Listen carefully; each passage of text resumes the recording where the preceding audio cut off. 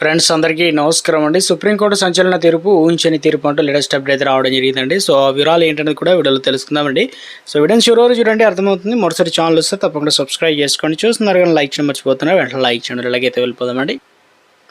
So దేశంలో కఠిన చట్టాల కింద నమోదైనటువంటి కేసుల్లో ఏళ్ల తరబడి జైల్లోనే మగ్గిపోతున్న విచారణ ఖైదీలు సమస్యకు శాశ్వత పరిష్కారం లభించబోతుంది. ఎందుకంటే ఉగ్రవాద నిరోధక చట్టం యూఏపీఏ కావచ్చు, మనీ లాండరింగ్ పిఎంఎల్ఏ కావచ్చు, డ్రగ్స్ నిరోధక చట్టం ఎన్డీపీఎస్ వంటి కఠినమైన చట్టాల కింద నమోదైన కేసుల విచారణను వేగవంతం చేయడం ఒకటే దీనికి ఏకైక మార్గం అని భారత ప్రధాన న్యాయమూర్తి సిజేఐ జస్టిస్ సూర్యకాంత్ స్పష్టం చేశారు. బెయిల్ రాక, విచారణ పూర్తి కాక ఏళ్ల తరబడి నిందితులు జైల్లో ఉండడం పైన వ్యక్తమవుతున్నాయి.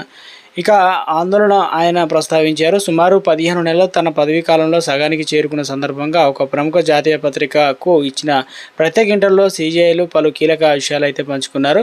సో ఇక ఢిల్లీ అల్లర్ల కేసులు, ఉమర్ అలీద్ షర్జిల్ ఇమామ్ వంటి వారు ఎదుర్కొంటున్న యూఏపీఏ కేసు విచారణలో జరుగుతున్న ఆలస్యం పైన దేశవ్యాప్తంగా చర్చ జరుగుతున్న నేపథ్యంలో సీజేఐ వ్యాఖ్యలు ప్రాధాన్యత సంతరించుకుంది. నిర్దిష్ట కేసులపైన నేరుగా స్పందించినప్పటికీ ఈ సమస్యను అధిగమించడానికి న్యాయ వ్యవస్థ ఇప్పటికే చర్యలు ప్రారంభించిందని ఆయన తెలిపారు. యూఏపీఏ కావచ్చు, పిఎంఎల్ఏ కావచ్చు, ఎన్డీపీఎస్ కేసుల కోసం ప్రత్యేక కోర్టులను ఏర్పాటు చేయాలని చెప్పేసి కేంద్ర ప్రభుత్వానికి ప్రతిపాదించినట్టు చెప్పారనమాట.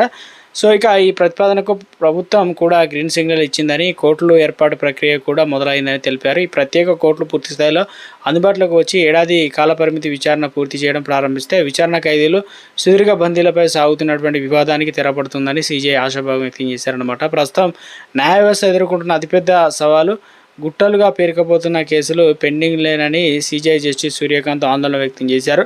ఇక దేశవ్యాప్తంగా ట్రయల్ కోర్టులో పెండింగ్ కేసులు ఏకంగా 5.05 కోట్ల చేరిందని ఆయన ఇక వివరించారు. ఇందులో దాదాపు 1.1 కోట్ల సివిల్ కేసులు, 3.9 కోట్ల క్రిమినల్ కేసులు అయితే ఉన్నాయి. అదే సమయంలో సుప్రీంకోర్టు సామాన్య ప్రజలకు మరింత అందుబాటులో రావాల్సిన అవసరం అయితే ఉందన్నారు. నేటికి చాలామంది సామాన్యులు సుప్రీంకోర్టు అనగానే భయపడుతున్నారని, తమ కేసుల విచారణ ఏళ్ళు పడుతుందని, ఆర్థిక ఇబ్బందుల వల్ల మంచి లాయర్లు పెట్టుకోలేమని ఆందోళన చెందుతున్నారని, ఈ అపోహలను తగ్గించడానికి ఉచిత న్యాయ సహాయం నాణ్యత పెంచామని సీనియర్ లాయర్లు దీనికోసం ఎంపానల్ కూడా చేశామని వెల్లడించడం అయితే జరిగిందన్నమాట.